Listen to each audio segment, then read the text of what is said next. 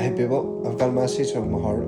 I've tried this a few times to get this out because it's really deep and something I'm struggling with at this moment. And life can be very hard. So it's basically called faith when life is hard, and it's for a men's group to talk about faith, struggle, and suffering, and hope in God. And I'm not really a public speaker, so bear with me. I'm not standing here saying I've got my life all worked out. I'm definitely not standing here because I've always got everything right. Quite the opposite. I've been through some dark places in my life. I know what it's like to struggle. I know what it is to make bad choices. I know what it is to be on the streets.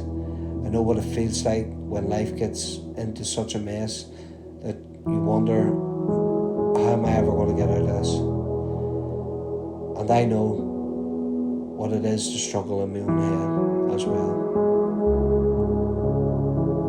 There's been times I've genuinely asked myself, how am I getting through this? So I don't want to stand here and give you a polished Christian answer and say, come to God and everything will be easy. Because that has not been my experience.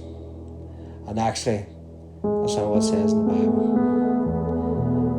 It says this: I have said these things to you, that in me you may have peace. In the world you will have tribulation. But take heart, I have overcome the world. And I might have got one of the words wrong, or I don't know.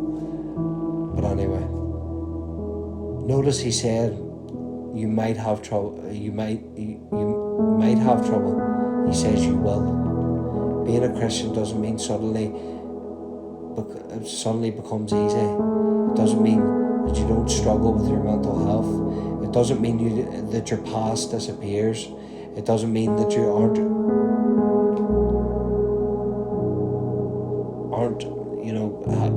with the consequences of actions in your life. Sometimes it's just really hard. But what I've learned is there's a massive difference between going through something difficult and going through something alone. And there's a verse in the Bible that will help with that. The Lord is near to the brokenhearted and saves the crushed in spirit. And that's Psalms 34:18. I've had times when I felt God was very close. Very close. I've also had times, if I'm truthful, I didn't feel anything at all. I felt silent. But what I've learned, that my feelings do not determine whether God is there. Sometimes faith isn't waking up feeling strong and ready and take on the world. Sometimes faith is just saying, God, I haven't a clue what I'm doing today, but I'm still trusting you. Sometimes it's getting through the next hour. Sometimes it's simply getting out of bed. Sometimes it's admitting, I'm not doing this right. And I think especially as men, we can be terrible at that. We're supposed to be strong. We're supposed to sort things out. We're supposed to hold everything together. But sometimes we can't. And maybe the strength is pretending we're fine. Maybe the real strength isn't pretending we are fine. Maybe the real strength is knowing where to go when we're not. There's one passage that means a lot when you're experiencing a low place, and it's Psalms 40. I wait patiently for the Lord. He inclines me and he heard my cry. He drew me up from a pit of destruction and out of the murky bog, and set my feet upon the rock and made my steps secure. I understand the picture of the pit. Maybe some of you do too. Your pit might look completely different to mine. It could be depression, it could be anxiety, it could addiction, it can be a relationship breakup, it can be money, loneliness, regret, things from your past that you still carry around, or maybe nobody in the room even knows what you're dealing with. But God isn't frightened of the pit. There is nowhere you can end up where God looks at you and says, "You're gone too far from me." Something else I've had to learn is that sometimes you ask God to take something away, and He doesn't. At least not straight away. Paul understood this. He begged God to remove something that he was struggling with, and God answered, "My grace is sufficient enough for you.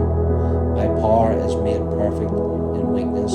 2 Corinthians 12 verse 9. That's completely different from the way the world thinks. The world says, "Be strong." God says, "Let me be strong when you can't be." I've had to rely on that. There are situations I couldn't fix. There's things I couldn't undo. There was days I didn't even have enough strength for the next month or the next year.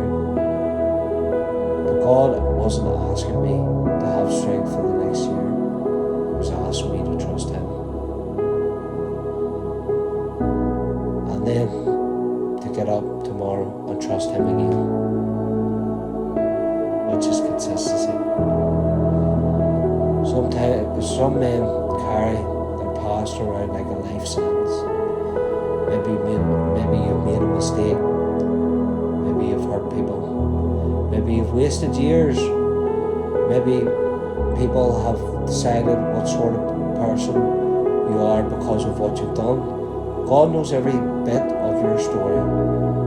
The good, the bad, the ugly. And He still wants you and me. That's grace. The Bible is full of messed up people whom God used. Moses killed a man. David made terrible choices. Peter denied Jesus. Paul persecuted Christians. There's failures. Their failures were part of their stories, but their failures weren't the end of their stories. And yours doesn't have to be either. I think sometimes Christians are frightened to admit they're struggling because they think it sounds like they don't have enough faith. I don't believe that. You can love God and still have bad days. You can trust God and still have questions. You can have faith but still need someone to talk to. You can pray but still need help. You can know that God is good and still say, "God, it hurts."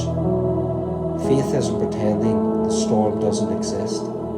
Faith is knowing who is with you in the storm. There's a verse out of the Bible that will help with that. "When you pass through the waters, I will be with you. And through the rivers, they shall not overwhelm you." And that's Isaiah 43 verse 2. If that doesn't say, if you pass through the waters, and it doesn't always say God will immediately take the waters away.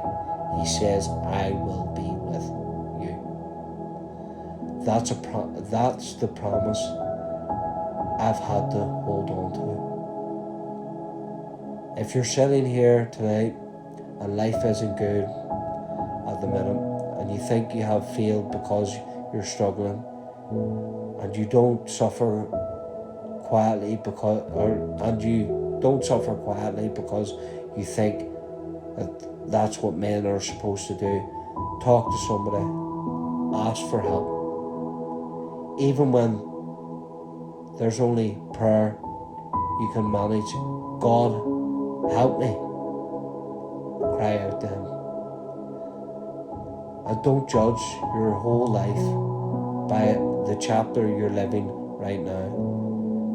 I've had chapters I wouldn't want to live again. But I look back and I can see God was still there. I wouldn't choose some of the things I've been through, but I can stand here and say that God has met me in them. He has carried me when I couldn't carry myself. And He has given me hope when I couldn't see much reason to have any. My hope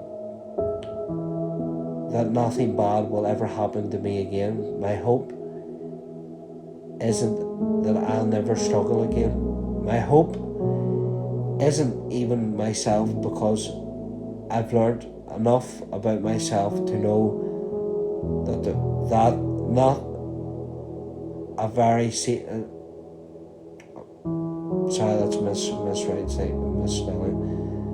What I want to say, there's a verse of my hope. Not only that, but we rejoice in our suffering, knowing that suffering produces endurance, and endurance produces character. The character produces hope. Romans 5 verses 3 to 4. Some of the strongest faith I've ever had hasn't come during easy times. It has been in difficult places, and I've had nothing else left to lean on. So if there's one thing I can leave you with today, it's this. Life can be hard. Men struggle. Christians struggle. And sometimes things don't get fixed overnight. But whatever you're facing, you don't have to face it without hope. And you don't have to face it alone.